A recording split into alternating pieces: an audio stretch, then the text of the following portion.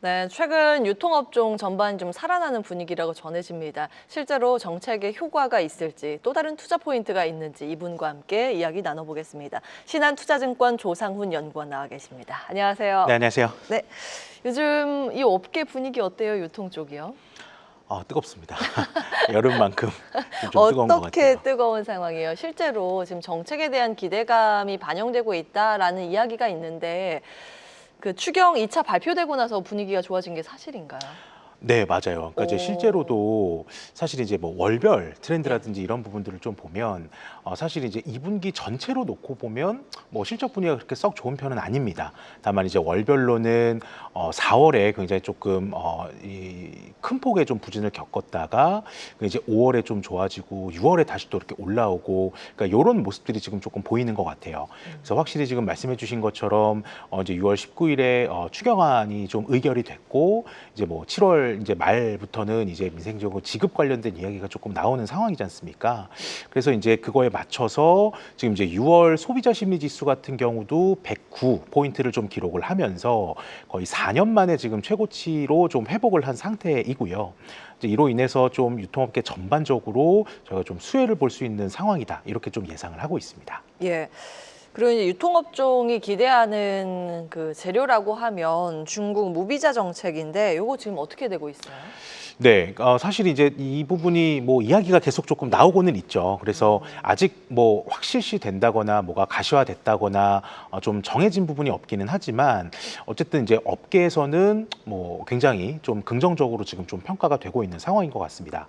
사실 이제 이전부터 뭐 코로나를 맞이했고 그 이후에 이제 리오프닝이 됐을 때도 이 관광객들이 어떻게 보면 면세점을 좀 외면하는 이런 좀 소비 트렌드가 많이 고착화가 된 상황이잖아요.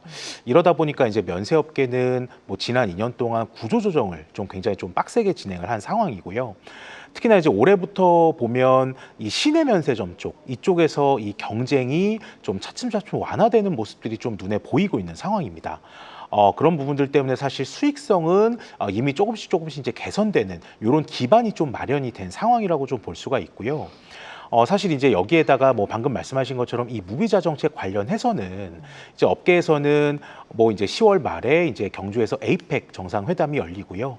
이제 이때 이제 시진핑 주석의 방한이 굉장히 좀 유력하게 점쳐지는 상황이다 보니까 그러면 이제 그 전에 이 중국인 단체 관광 대상 이제 무비자 정책이 조금 더 실시 논의가 좀 빨라지지 않겠느냐 이런 기대감이 조금 있는 상황입니다.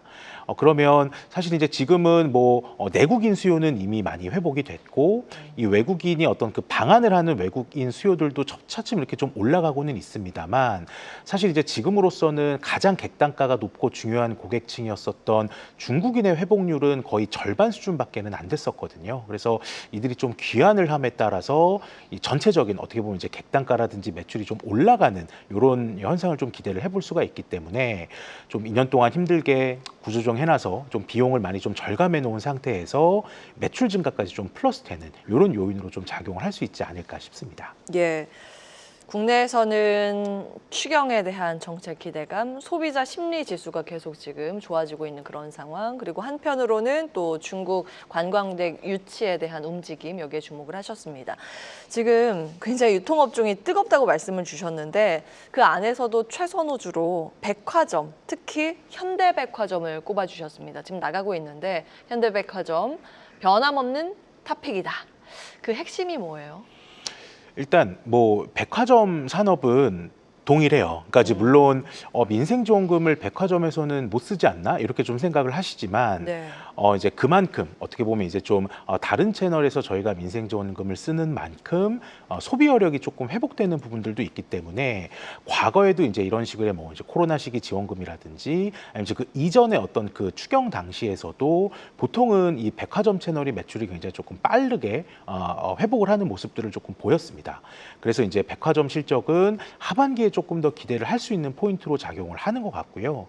사실 이제 제가 현대백화점을 조금 더 선호해서 이제 탑픽으로 말씀을 드리는 이유는 이런 그 추경에 따른 혹은 이제 내수 활성화 대책에 따른 전체적인 구매력 반등 이외에 즉 본업 이외에 이제 그 자회사단에서 굉장히 좀 실적이 개선되는 모습들이 많이 조금 눈에 보이는 것 같아요.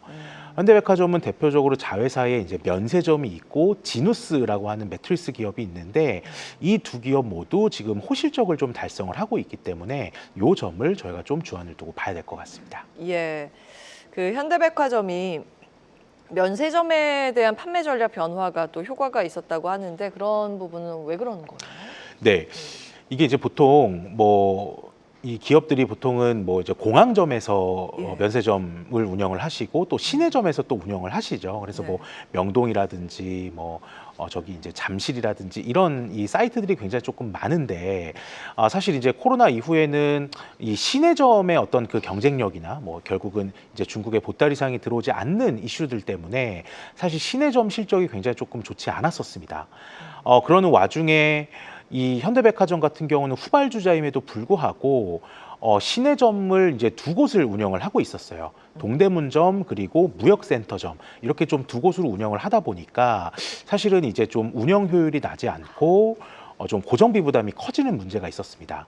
그래서 이제 4월 초에 이제 그 시내면세점 두 곳 중에 동대문점을 이제 철수하기로 좀 결정을 했고 이 무역센터점으로 좀 일원화하는 이런 전략을 조금 펼쳤거든요. 그래서 이제 7월 말까지만 영업을 하고 8월부터는 아마 이제 동대문점이 이제 좀 철수가 될 계획인데 이를 통해서 굉장히 좀 운영 효율화가 좀 빠르게 진행이 되고 있는 상황으로 조금 보입니다. 이렇게 되면 현대백화점은 뭐 지속적으로 지금 이제 면세 사업이 좀 적자였지만 하반기부터는 요 비용 절감 효과에 따른 이제 흑자 전환 기대감까지 굉장히 좀 빠르게 저희가 기대를 해볼 수가 있을 것 같습니다. 그 현대백화점 목표가가 궁금하다고 우리 시청자님께서 글 남겨주셨는데 목표 타깃 어떻게 잡고 계세요?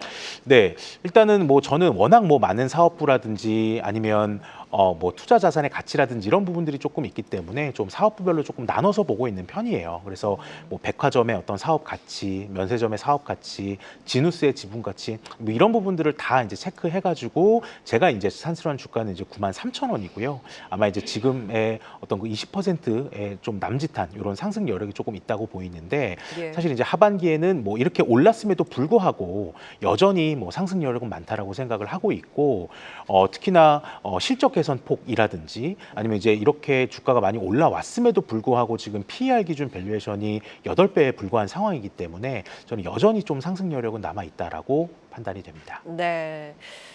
목표 주가 93,000원으로 잡고 계십니다. 현대백화점이었고요. 신세계 가겠습니다. 예전에 패션 부분 실적이 좀 부진했잖아요. 여기 개선됐나요? 아직은 조금 이렇게 개선은 어려운 것 같고요. 아, 그렇군요. 사실 이제 예. 뭐 패션도 사실 이제 뭐 4월에 워낙 안 좋았으니까 이제 5월에 잠깐 회복이 됐다가 또 6월에 또 주춤했다가 또 7월은 아직 뭐 열흘 정도밖에 안 지났지만 다시 이제 뭐 재차 회복 추세인 점이 그나마 좀 고무적이라고 조금 보이기는 합니다. 일단은 뭐 의류 쪽에 대한 기대감은 사실은 조금 낮춰서 봐야 될 것 같고요. 다만 이제 뭐 다른 카테고리들이 좀 견인하는 성장이라든지 아니면 이제 공항점 쪽에서 이 라인업 확장을 통해서 좀 객단가가 올라와서 적자가 줄어드는 부분, 이런 부분들을 저희가 좀 기대를 해볼 수는 있을 것 같아요. 예. 그러면 이제 신세계에 대해서 투자 전략 부분에서 이제 핵심적으로 주실 팁들 정리하고 마무리하겠습니다.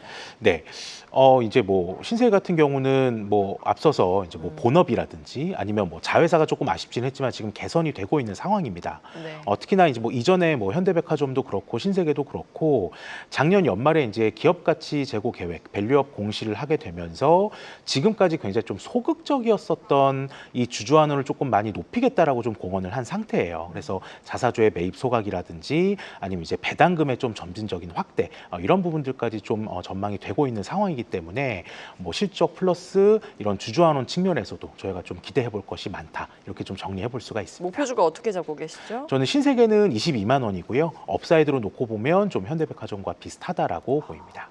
예, 신세계도 예, 차선호주로 제시를 해주셨습니다. 목표 주가 22만 원 기억해 주시고요. 신한투자증권 조상훈 연구원과 함께했습니다. 말씀 고맙습니다. 감사합니다. 계속해서 다양한 경제 이슈를 알고 싶다면 구독과 좋아요, 알림 설정 부탁드립니다. AI 캐스터 권미정이었습니다.